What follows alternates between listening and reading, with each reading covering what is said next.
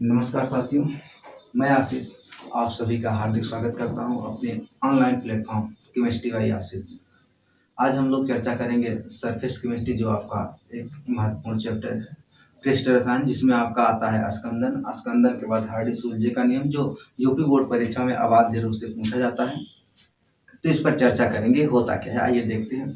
स्कंदन, अगर स्कंदन की बात किया जाए तो ये छोटे छोटे कोलाइडी कणों का अनावेशित होने के फलस्वरूप, यानी जो छोटे छोटे कोलाइडी कण होते हैं, कोलाइडी कणों की बात किया जाए तो इसका जो परास होता है यानी आकार होता है, ये होता है 1 नैनोमीटर से 200 नैनोमीटर के मध्य। यानी इन कणों का आपस में मिलकर अनावेशित होकर बड़े कणों के रूप में अवक्षेपित हो जाना स्कंदन कहलाता है। जैसे अगर स्कंदन समझना हो तो आप इस तरह से समझ सकते हैं। ये होता क्या है, जैसे आप दूध देखे होंगे, दूध में अगर किसी एसिड को डाल दिया जाए, ठीक है, तो दूध आपका फट जाता है। फटने के फलस्वरूप आप देखेंगे जो दूध के कण होते हैं वो कोलाइडी कण होते हैं। उनका परास होता है 1 नैनोमीटर से 200 नैनोमीटर के मध्य। अगर उनके कोलाइडी कणों की बात किया जाए तो जब दूध में एसिड डाला जाता है, नींबू डाल दीजिए, तो ये फट जाता है। फटने के फलस्वरूप एक गुच्छे के रूप में एक स्कंदित हो जाता है पदार्थ, जिसे आप कहते हो पनीर।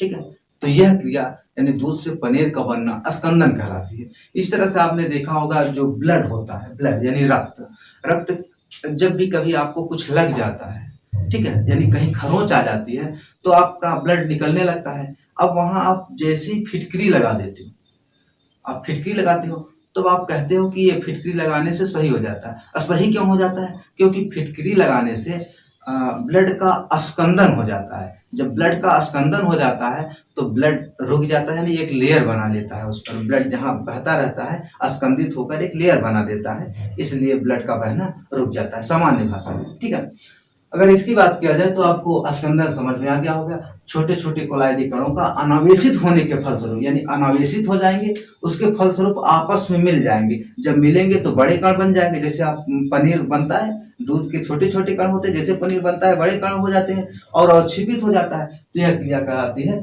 स्कंदन।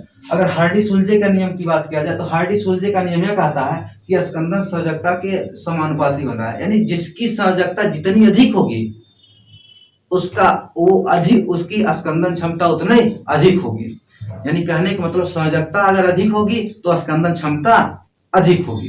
देखिए, जैसे अगर हम बात करें इसकी, ये आपका जैसे Na+ है, इसकी संयोजकता 1 है। जैसे आपका Ca++ है, इसकी संयोजकता 2 है। जैसे आपका Al+3 है, इसकी संयोजकता 3 है। अब आप देखेंगे कि Na की संयोजकता 1, Ca की संयोजकता 2, Al+3, Al की संयोजकता 3। यानी अगर इसमें देखा जाए संयोजकता सबसे ज्यादा कितनी है? Al की। अगर संयोजकता Al की सबसे ज्यादा है, यानी एल्यूमिनियम की सबसे ज्यादा है, तो स्कंदन क्षमता किसकी ज्यादा होगी? एल्यूमिनियम की। यानी जिसकी जितना अधिक संयोजकता होगी उसकी उतना अधिक स्कंदन क्षमता होगी। ठीक है, अगर ये आपका धन आयन था, अगर ऋण आयन की बात करें, ये धन आयन था। इसी तरह से ऋण आयन की बात करें, ऋण आयन, तो ऋण आयन में आपका आ जाता है जैसे Cl- SO4- आ जाए। अगला आपका आ जाए PO4-3। अगला आ जाए जैसे FeCN का 6-4। अब इसमें देखेंगे तो यहाँ पर Cl की -1, यानी इसकी संयोजकता 1 है, इसकी संयोजकता 2, इसकी 3 और इसकी 4। यानी जिसकी जितने अधिक संयोजकता होगी, अब यहाँ पर देखेंगे इसकी संयोजकता 4 है तो इसकी स्कंदन क्षमता सबसे ज्यादा होगी। यानी जिसकी संयोजकता जितनी अधिक होगी उतने उसकी स्कंदन क्षमता होगी। अगर हार्डी-सुलजे के नियम की बात किया जाए तो हार्डी-सुलजे का नियम कहता है स्कंदन क्षमता संयोजकता के समानुपाती होती है। यानी जिसकी संयोजकता जितने अधिक होगी उसकी स्कंदन क्षमता उतना अधिक होगी। जैसे अगर हम धन आयन की बात करें, धन आयन में आपका आता है Na+, Ca++, एल्यूमिनियम+3। यानी इसमें इसकी संयोजकता 1 है, कैल्शियम की 2 है, एल्यूमिनियम की 3 है। एल्यूमिनियम की संयोजकता सबसे ज्यादा है, इसलिए एल्यूमिनियम की स्कंदन क्षमता सबसे अधिक होगी। यानी एल्यूमिनियम की स्कंदन क्षमता सबसे अधिक होगी। ये अगर ऋण आयन की बात किया जाए तो इसमें Cl माइनस है, इसकी संयोजकता 1 है। SO4 माइनस माइनस में इसकी संयोजकता 2 है।